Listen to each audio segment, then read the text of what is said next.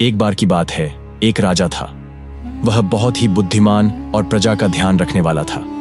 एक दिन एक साधु उसके दरबार में आया। साधु राजा की सेवा और उसके न्याय से बहुत प्रसन्न हुआ।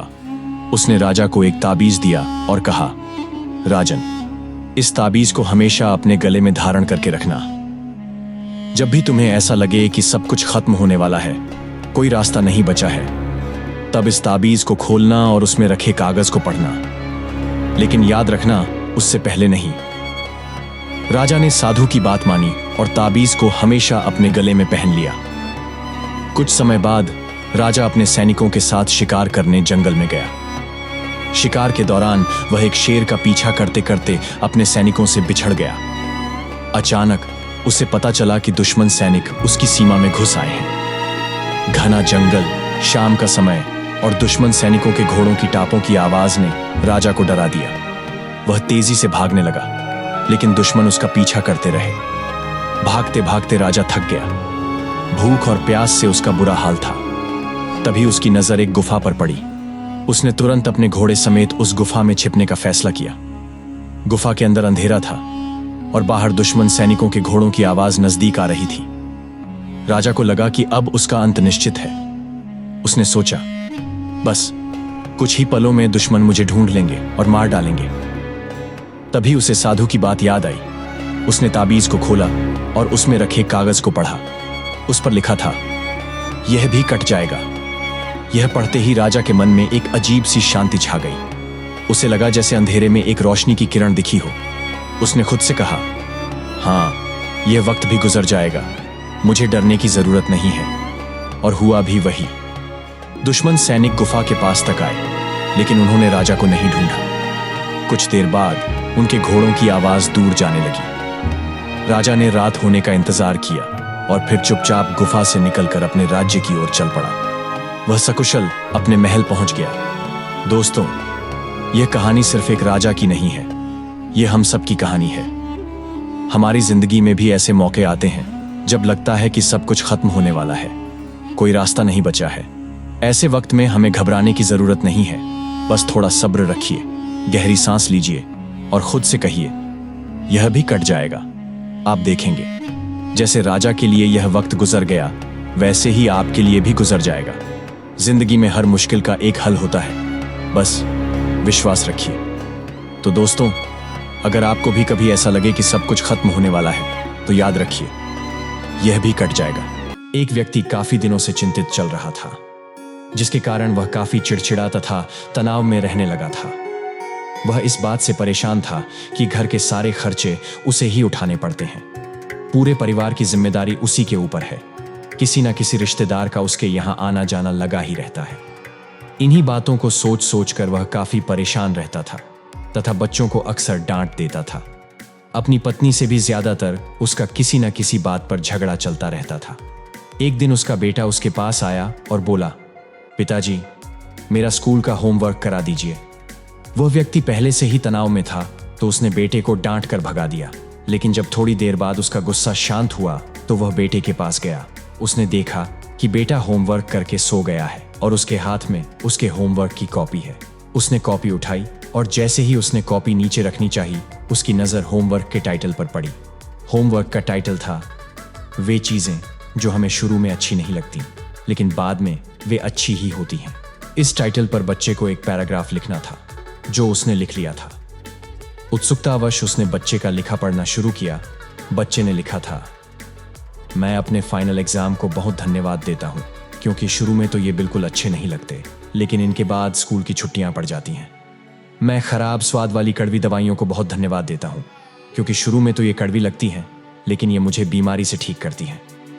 मैं सुबह सुबह जगाने वाली उस अलार्म घड़ी को बहुत धन्यवाद देता हूँ, जो मुझे हर सुबह बताती है कि मैं जीवित हूँ।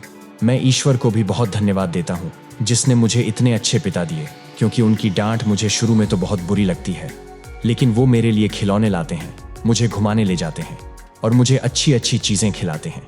और मुझे इस बात की खुशी है कि मेरे पास पिता हैं, क्योंकि मेरे दोस्त सोहन के तो पिता ही नहीं है। बच्चे का होमवर्क पढ़ने के बाद वह व्यक्ति जैसे अचानक नींद से जाग गया हो। उसकी सोच बदल सी गई। बच्चे की लिखी बातें उसके दिमाग में बार बार घूम रही थी, खासकर वह लास्ट वाली लाइन। उसकी नींद उड़ गई थी। फिर वह व्यक्ति थोड़ा शांत होकर बैठा और उसने अपनी परेशानियों के बारे में सोचना शुरू किया। मुझे घर के सारे खर्चे उठाने पड़ते हैं। इसका मतलब है कि मेरे पास घर है और ईश्वर की कृपा से मैं उन लोगों से बेहतर स्थिति में हूं जिनके पास घर नहीं है। मुझे पूरे परिवार की जिम्मेदारी उठानी पड़ती है।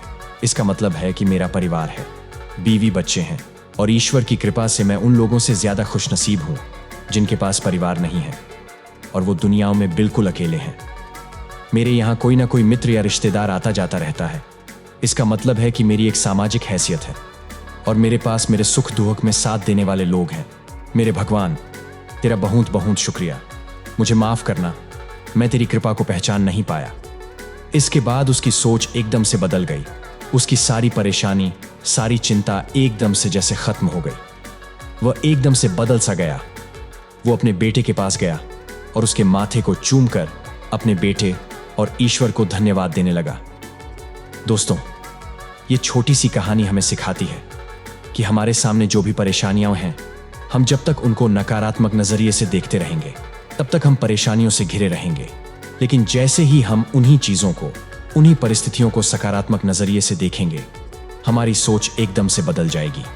हमारी सारी चिंताएं, सारी परेशानियां, सारे तनाव एकदम से खत्म हो जाएंगे और हमें मुश्किलों से निकलने के नए नए रास्ते दिखाई देने लगेंगे। सर्दियों की एक कड़ाकेदार शाम थी।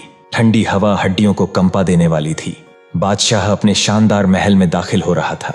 जैसे ही वह महल के बड़े दरवाजे पर पहुंचा, उसकी नजर बूढ़े दरबान पर पड़ी।